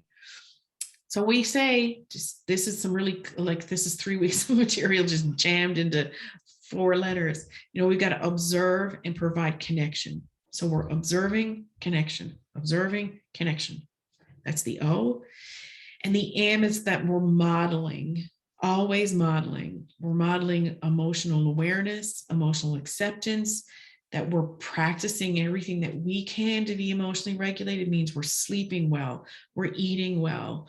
We have emotional regulation practices for ourselves. I'm having a crappy day. I got to go for a walk, right? All that kind of stuff. And say how you're feeling. We're modeling, right? It's just like, yeah, I drank too much coffee and now I don't feel very good, or wow, I'm kind of tired, I didn't sleep so good last night, or I'm really tired, it's been a long day. Like there's not, that's how we model like a really, really emotionally rich space. And that's how we model how we're stepping into our own wellness too, that we show with our behaviors, how important this is to us. And kids will learn really quickly if they're watching us do it, right? Or like, oh, I just had this delicious smoothie, I feel like a superhero. Like they get it, they'll learn it really quickly. So this is the last one. It's a big one. Emotions are part of the human experience. We have to know that we're going to expect them. They're here for a reason. They would not be in our reach if they didn't have a reason to be with us. They're natural and they're healthy, and we need to know that we're going to expect them, and they are a form of communication and the need for connection. They show us when we need to be more connected with people. And so, we have this idea in our culture that some emotions are bad and some emotions are good, and we want to see all the good ones. We don't see any of the bad ones. And we're trying to reframe that too, that emotions are uncomfortable and pleasant, but they're not good or bad. Right. So we need to know that we have all of these emotions for a reason, and they're there. So we have to know that we have to expect them. Emotional regulation for typical kids is really difficult. It's going to be twice as hard for our neurodiverse kids, but we need to know that you're allowed to have a bad day. You're allowed to have a sad afternoon. Nothing is lost. It's not a failure, right? If those things happen. So those are those kind of big sort of concepts that we teach people all the time. And we talked about all of the stuff in the last 6 hours together, but they're nice little ways to think about complicated ideas in a really simple way. So we like that one too. So anyway, I'm going to stop talking, and I'm going to take these down so that we've got some time here at the end. We've got 10 more minutes, and I know I blew a lot of information at people, but it's all big stuff, and we can have an opportunity to talk about it for a little bit. If anybody has any comments or questions about anything, put my props away. Take a little sip of tea.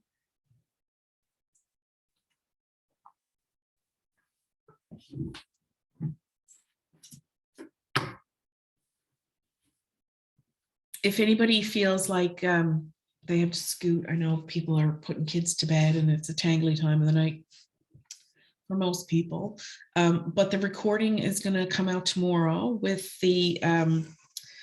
the last resources and the recording. And if anybody feels like they want to have a professional development certificate here, you can have that too. It's like 6 hours of professional development. I know some people might be interested and some people might not be, but there's like a little tiny test that we send people. It's literally, you could write it in your sleep, but that's just for people who I know who are interested in that and couldn't come to the live classes. So if you feel like you want to have that, it's going to come on the resource page too. You can just click on the link of the test and then we'll get you a professional development certificate. Yeah, easy peasy. It's just like literally you could, we just want to know that people engage with the material, really, that's all. So that this, it's super easy. Can you tell us a little bit more about neuro? A second, I gotta put my glasses on. From a socialization perspective, absolutely. Well, tell me if I'm going down a rabbit hole, and if it's something that you might mean it from a different perspective. Oh yeah, no worries, Donna, no worries. So it goes back to this idea about babies being so dependent on us when they're little. So the neural connectedness, we need to just know that it's a given, right? And that it's one of those things that when we're in a neurological zone that we are sort of regulated and not exhausted and sort of really, really regulated. Stuart Shanker calls this zone safe and social. That's the zone that he calls it in. It's kind of like what we're looking for. So when you see kids, you know, happy, bright eyes, connecting with other people, social, engaging, asking questions and all that kind of stuff, you know, you're in the sweet spot. And it's kind of like the natural human place to want to be, because it's where we can expose ourselves to more social stuff, right? And when we're in shutdown or really elevated, we don't have the energy to be social. Like, it's exhausting to be monitoring all the time, right? So we don't really have the energy to make true, authentic connections with other people. So when we're regulated and co-regulating off other people who are regulated, we get to have these social experiences that we don't get to have if we're really up here or if we're really down low, depressed, isolated, all that kind of stuff. But if we're up here and really hyper vigilant, running, vomiting, doing whatever, we don't also don't have the energy to be social up here, because it's so demanding on our energy levels to be scanning for safety all the time. So we want to bring people into this sweet spot that we call this safe and social place, so that they can have more experiences in the social realm, to be able to have experiences and broaden their social awareness and make better connections and all of that kind of stuff. So if we're dysregulated, meaning we're down at the bottom of the ladder or we're up at the top, like if we're really in either one of those ends, we don't have the capacity to be social because we're too busy monitoring for safety. I don't know if that's what you're talking about, if that's what you mean. We're the most successful species on the Sorry, planet. I just found you on mute. Yeah, that was closer to, you were sort of getting there. I Yeah. guess what I'm wondering about is that you were talking at the beginning about how brains kind of mirror up when people are actually in like a physical proximity to one another. Yeah. Right. So I'm wondering, like,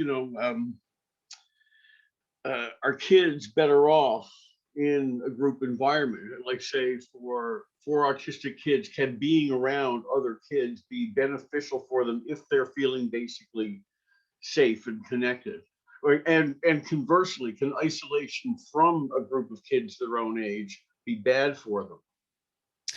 Well, that's what my son's experiencing right now. how old is he, John? He's 16. Right. And I've known about his diagnosis for a while, and I think I've tried to apply a lot of the principles that you're teaching here. Mm-hmm. And he had a flood incident at school, and it's, they didn't so much ignore it since his flood incident, but they certainly ignored it beforehand. Mm-hmm. He wasn't given the proper accommodations for a kid like him. It Yeah. wasn't a sensitive environment, let's put it that way. Or at least I don't think it was. Anyway, so the upshot of it now is he's going to school for an hour and a half a day all by himself, and I don't think this is helpful. And so, in the interest of advocating for my son, who and I'm not trying to, pretend like nothing is wrong, but sometimes I'm afraid, they might be overdoing it a little bit, and like you were talking about, the double empathy issue and the whole reward punishment system. And this seems like what this is going on now, that the response is, it's well intentioned, but probably a bit much, Well, I mean, isolation is always a bad thing, right? Like we're always walking this tightrope about our kids feel safe with less stimulation and less, overwhelmness. And if he's in a high school and he's 16 years old, it's easy to tip in those spaces because they're loud and they're overwhelming, and you might. And there, elements of bullying and cyberbullying in class, right? So I mean, all the normal stuff. And I'm not saying that elements of this new situation aren't beneficial to them, but again, about the whole issue of they are in fact people first, and they have a certain right to self-determination. Yeah. And he wants to be back in his regular school, imperfect though it was. Yes. Yeah. I mean, the thing is that this is a large part of what brings me here today, right? you know. Yeah, it sounds really hard and tough, and unfortunately, a lot of kids on the spectrum are living in that situation in high school. Like it's a really high school's hard anyway. It's a tough place to be, and our kids, feel that a little bit more than others. I mean, then you get other kids who are 16 years old who go to high school who are on the spectrum. They don't talk to anybody and they don't care. Like they truly don't care.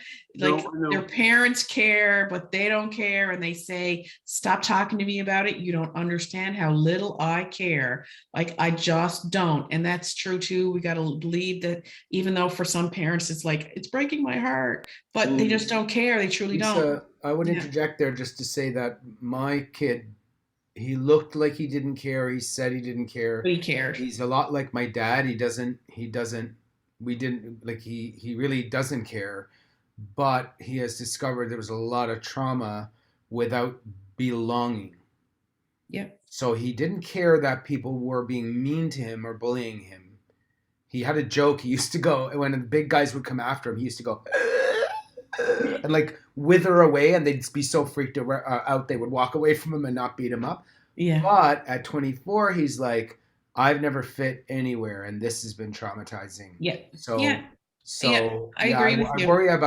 worry about the fact that we as parents, we were happy he didn't. We were like, he's good. He doesn't mind. He's not affected by his self-esteem, or he's arrogant enough that he. But we missed the boat on it. We should have been paying more attention. It's really tough, especially when they say that they don't care. What I tell people is that, can we cultivate one person? Like, can we drop the idea that everybody's got to have 40 friends or 50 friends or 20 friends, or, a group or their posse or whatever, but can we cultivate one person who may be a little bit like them, and can we cultivate a connection with them so that they have somebody, right? Like somebody to, have a chat with online, or somebody that they can do something with, or it's their people at choir, or it's their people at art club or something, coding club or something like that. I'm not a big fan of the structured social skills programs, because people got to learn that stuff in the real world.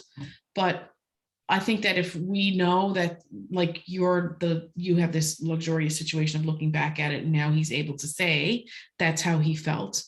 But I always say, can we just pick one person, and maybe, I don't know, they go to McDonald's every Sunday afternoon or whatever, something that they can tolerate. Maybe it's, they're playing Minecraft together or something like that. Because at the end of the day, the humans are social beings. And when we don't want to be, it's a light, right? That says, so the good thing, John, is his resilience, right? About even all of that stuff, and that he still wants to go. That he still says, I want to go and I want to be there, and I want to see my friends or whatever, right? Like it's his resiliency and still wanting to go back into that situation is something. Well, yes, it's both heartening and heartbreaking at the same time. Actually. Yeah. You know, and I mean, this school year is coming to an end, and I'm wondering what happens for grade 12. It's really yet to see. So, as a parent, it's frustrating, but I worry. I worry more for him. Excuse me, John. Are they not letting him go back? I'm sorry? Are they not letting him go back? Well, right now he's going to the Horizons Academy. Oh, okay. Yeah. Right, and I know that people there are trying their best. I'm wondering if it's not a fool's errand, though. What is Horizons Academy? Horizons is what they now call the district school, right? Which is, he had one incident and no one got hurt, but it was frightening for the kids that witnessed it. He's a very big kid. Was it at Horizon that it happened? No. Well, he had a meltdown at Horizons too, but that was actually provoked by the staff there, and it was not frightening in the same way as the event at Hart, which was. Holy Heart! Say no more. I'm muting out. Oh, sorry. Well, okay. Well, there you go. Then I'm not alone. I found it dealing with Holy Heart like that. That's a whole other story. He was. My daughter was told, you have anxiety like everybody else. Go back to class. Right. Well, my son was told that he was going to flunk out of French immersion if he didn't finish an exam by the end of February, and they didn't tell him anything about supplemental exams or anything else. So they stressed him out. Plus, he was being bullied in school. And then when he lost his shit, they kicked him out, had themselves a safe and caring schools PD day, and packed him off to Horizons, where he's been ever since. And that took until after Christmas just to get that happening. And the incident I'm talking about happened in late November. And it was, Are they allowed to do that? well, you know, they got his mother to sign off on it. And well, they did it because they got him to accept it as a way to go. So I approved it. And now it seems like we're sort of trapped in this. Anyway, it's not, you know, I'm not trying to blame certainly the people at Horizons or anything like that, but you know, I know that he wants to go back to his regular school, and part of what I was hoping to glean from the information available here is you know, good ways that I can advocate for him going forward when I do have my ISSP meeting. Right? Yeah. And, I mean, well, your ISS. Well, I guess that's why I asked about the socialization. Yeah, it's important in the physical space with other kids his own age. Yeah, you know, I mean, I do know that at Heart, they everybody has a different experience there, I know, but But they you do graduated from there. Yeah, they do have sometimes this ability for some kids to just like go to the library. That's where they do all their work. And it seems like that's where a lot of the autistic kids at Heart spend their time, is in the library. And they've got a lot of resource teachers there and that kind of stuff. And lots of kids with anxiety too. They just sort of, that's where they stay all day. They just don't go anywhere else. They're there, and they have a little bit of connections with people there too. But that's not everybody's thing that they want to do either, you know? So it is challenging, I find, here in Newfoundland, that we got a lot of better services in the early ages grades, and then it gets a little bit less in junior high, and then it gets a little bit less, or a lot less, in high school. It seems to be where the advocating is really hard. It's also understaffed, Lisa, because as the kids get older, they need less. That it's perceived that they need less staff. So you know, the problem is, if you're a neurodivergent kid, which both of my children are. My daughter, who doesn't have autism, as far as we know, she spent most of her time out of class in high school, in the resource center. And, you know, the teacher response varies with the experience and training of the teacher. So I'm not defending the school system, but I'm stating a fact that we get zero training on neurodiversity, zero training on behavior management. We get none of it. So if it's out of somebody's scope, you know, and they have a classroom full of 35 kids, I know the way this goes. I don't agree with it, but I know that it is really an agenda to remove the troublesome child from the overcrowded environment, you know, and it's brutal. It's brutal on that child, because all they really need is that one caring adult to be like, here's a safe space for you to go when you feel like that, and it goes away. My high school has an ASD program in it, so immediately that became a catch-all, right? Right. For kids who are neurodivergent, there were people there who were experts and trained, and they gave us PD, and suddenly we understood all we needed was listen. Whenever he asks for it, let him go for a walk. Problem solved. I'm in a little tiny lab with 35 students. It's the size of this bedroom, but my neurodiverse kids, sir, I can't be in here right now. Can I go for a walk? Sure. Out they go for a walk. We have 2 hall monitors. Back they come and they do their work. But I mean, I teach with people who don't handle it that way. Right. Yeah, exactly. It's handled very poorly. There's another thing that happens here too. Like, let's just because we're talking about Heart, let's just talk about Heart, right? It's the biggest school in the province. If you know, you wouldn't, every time I see another gigantic school complex being built, my heart sinks a little bit, because I'm just like, oh, this is great. Here comes another space where 1,000 kids have to be together in spaces with limited resources. That's too big and too loud and too vacuous and easy to get lost. There's lots of corners to get bullied in. There's like all of that stuff, right? Like, we just started building these colossal schools and thought that was a great space for people to be. And it's fantastic to educate large groups of people really quickly. Like, that's what it's great for. But for our kids, just the bricks and mortar of those buildings, they are concrete, hard spaces. Like, our kids, when you talk about being close to the line, right? Like our kids are at 80 before they walk, they walk in there and it's too much, right? It's too much.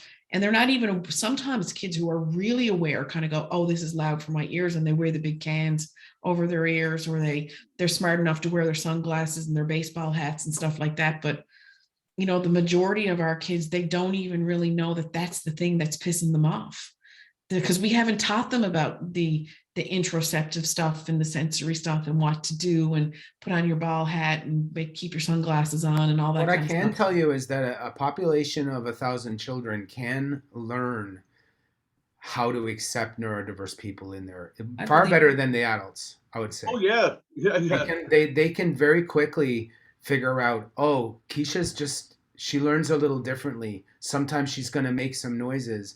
We have kids with Tourette's, we have kids with all of it, and it's just fine with the kids. I mean, they are bullied, because what they do outside the classroom is different than inside the classroom. But certainly in that classroom environment, kids are fine. It's the teachers at my school that are the problem, not the kids by and large. Yeah, I'd agree with you. Sorry, John, I cut you off there. No, that's fine. I was just agreeing with what something Lisa had said anyway. Yeah. Anyway, sorry. Thanks for letting me vent. No, it's fine. And John, not recently, but in the last few years, a big significant part of the work that we're doing is going to ISSP meetings with people and advocating for certain things.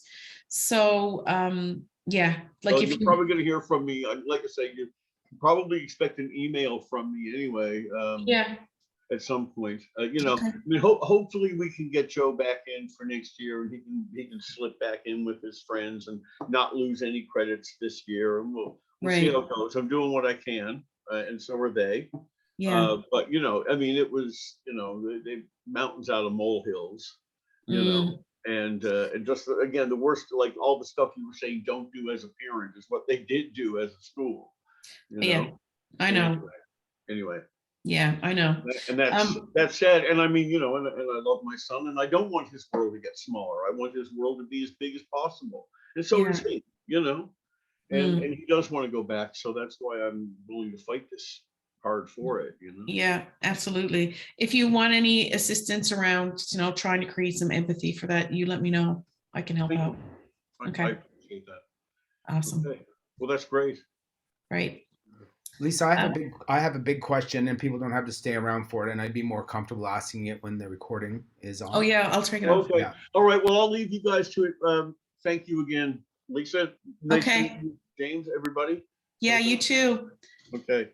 Okay. Bye. I'm gonna stop.